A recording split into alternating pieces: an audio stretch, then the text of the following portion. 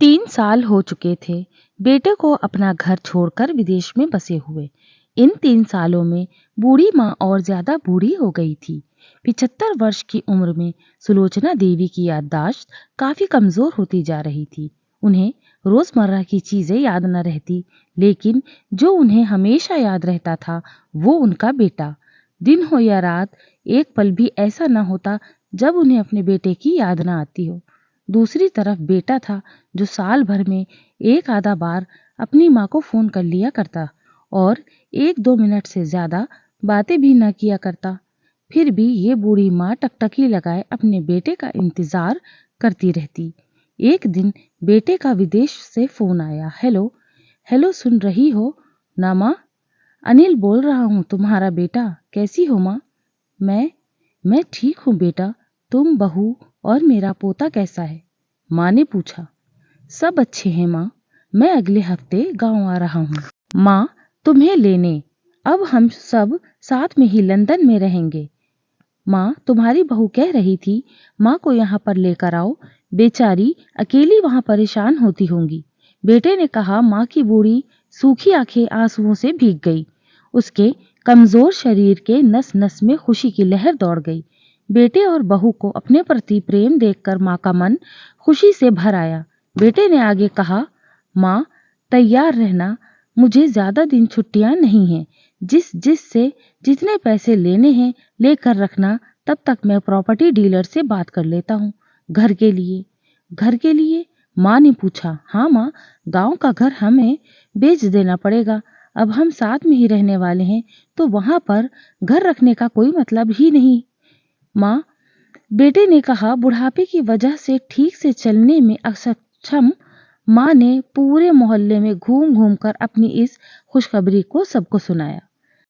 सभी को खुशी हुई। सबको लगा माँ जी की आखिरी दिन अपने परिवार के साथ खुशी से बीत जाएंगे। घर वापस आकर माँ ने अपने घर के कोने कोने को ऐसे देखा जैसे वो दूसरे बेटे को देख रही हो। देखे भी क्यों ना, उस घर को अपने बेटे से कम थोड़ी समझा था। अपने पति के साथ 40 साल यहीं तो बिताए थे, लेकिन अब मजबूरी थी, बुढ़ापे के आखिरी साल बेटे और बहू के साथ बिताना चाहती थी। दिल पर पत्थर रखकर घर बेचने के लिए माँ तैयार हो गई। आनन फानन में बेटे ने घर को आधे दामों पर बेच दिया। माँ ने ज्यादा नहीं, लेकिन जिन चीजों से दिल लगा था उन चीजों को समेटा और बेटे के साथ टैक्सी में बैठकर एयरपोर्ट के लिए चली गई। एयरपोर्ट पर आकर बेटे ने माँ से कहा। माँ, तुम यहाँ बेंच पर बैठो, मैं सामान और बोर्डिंग पास की जांच कराकर आता हूँ। वहां वक्त लगता है और खड़ा रहना पड़ता है, तुम्हें तकलीफ होगी। तुम यहीं आराम करो। यूं गया और मैं यूं आया। माँ बेंच पर बैठ गई और बेटा अंदर चला गया। काफी समय बीत गया, बेटा वापस नहीं लौटा। माँ सोचने लगी ज्यादा भीड़ होगी, इसीलिए देर लग रही होगी। अंधेरा होने को आया। अब तो लोगों की चहलकदमी भी कम होने लगी। माँ को अब चिंता होने लगी। एक कर्मचारी ने आकर पूछा। किससे मिलना है माँ जी? आपको? यहाँ पर क्यों बैठी हैं? डरती हुई आवाज से सुलोचना देवी बोली। मेरा बेटा अंदर सामान की जांच कराने गया है। लंदन जा रहे हैं हम। क्या नाम है माँ आपके बेटे का? कर्मचारी ने पूछा। अनिल नाम है मेरे बेटे का, सुलोचना देवी ने बताया।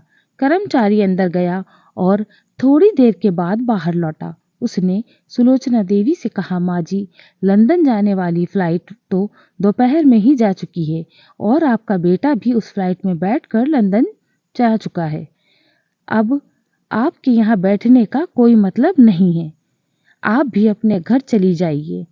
क्या जा चुका है और मैं घर जाऊं? घर?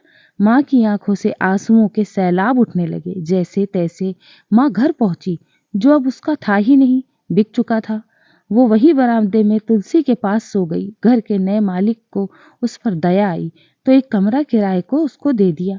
पेंशन के पैसों से खाना और किराए का बंदोबस्त हो जाता था। दिन बीतने लगे।